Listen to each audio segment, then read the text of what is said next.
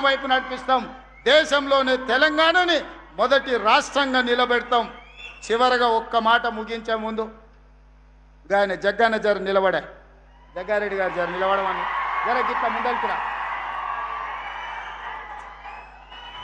ఈయన మీ నాయకుడే కదా, నాకైతే ఫ్రెండు, నీకైతే నాయకుడు. ఈయన నాకు 30 ఏళ్ళ నుంచి దోస్తిన. ఈయన అప్పుడప్పుడు నేను నిలబడను, నేను అది కాదు, నేను ఇది కాదు అని ఏదేదో మాట్లాడుతున్నాడు. ఈయన నిలబడేది నిలబడంది నేను కానీ, మా మహేష్ గౌడ్ కానీ, మా ఉత్తమన్న కానీ నిర్ణయించాం. జగ్గారెడ్డి కూడా నిర్ణయించలేడు. జగ్గారెడ్డి నిలబడాలన్నా వద్దా, నిలబడితే యాడ నిలబడాలనో రాహుల్ గాంధీ డిసైడ్ చేస్తాడు. రాహుల్ గాంధీ డిసైడ్ చేస్తాడు. నేను కార్యకర్తలకు చెప్పదలుచుకున్నా, ఇంకోసారి జగ్గారెడ్డి నేను నిలబడతలేను, అది లేదు ఇది లేదంటే వారం రోజులు రూమ్లు వేసి బంద్ పెట్టి అన్నం పెట్టకూరి. నిలబడేది నిలబడింది, నిలబడితే నిలబడేది ఆయన చేతిలో లేదు. అది రాహుల్ గాంధీ గారు నిర్ణయిస్తాడు. ఆయన రాముడైతే ఈయన హనుమంతుడు, మీకు తెలుసు కదా. రాముడు ఆజ్ఞ హనుమంతుడు, గీత కూడా దాటాడు, చిన్న లైన్ కూడా దాటాడు.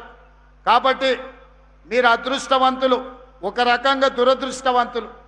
జగ్గన్న గెలుచుంటే ఇవాళ ముఖ్యమైన పాత్రలో ప్రభుత్వంలో ఉండేటోడు. మీ దురదృష్టం అది. కానీ మీ అదృష్టం ఏంటంటే ఓడిపోయినా మీ ఎంబడే పిచ్చోన్లాగా మీతోనే తిరుగుతున్నాడా.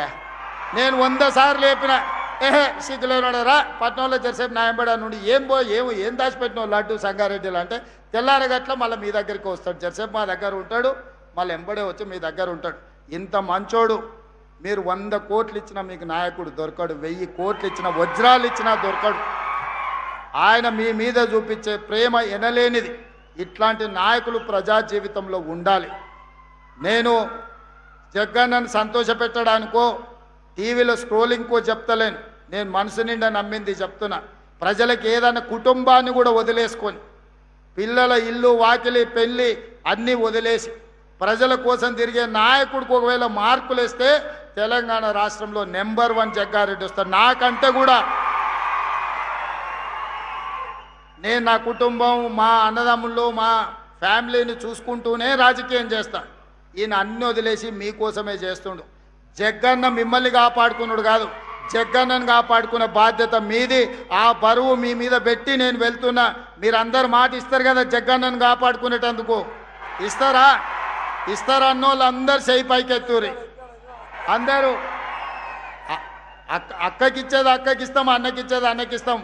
ఈ పొత్తుల పంచాయతీ ఏం లేదు. అక్క చైర్పర్సన్ ఇచ్చినాం, రేపు భవిష్యత్తులో సంగారెడ్డి అక్కకిస్తే జగ్గారెడ్డికి ఇంకోటి ఇవ్వచ్చు రాహుల్ గాంధీ. ఏమిస్తాడో నాకు తెలియదు.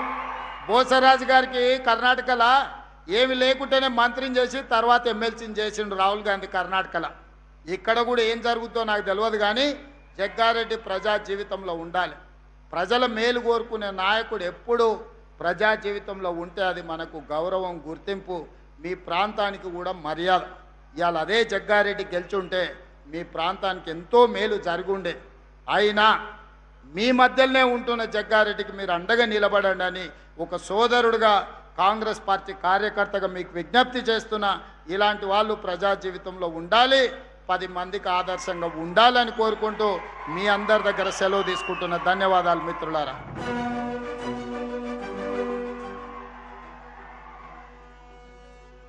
ఈ జాతీయ పండుగ వేళ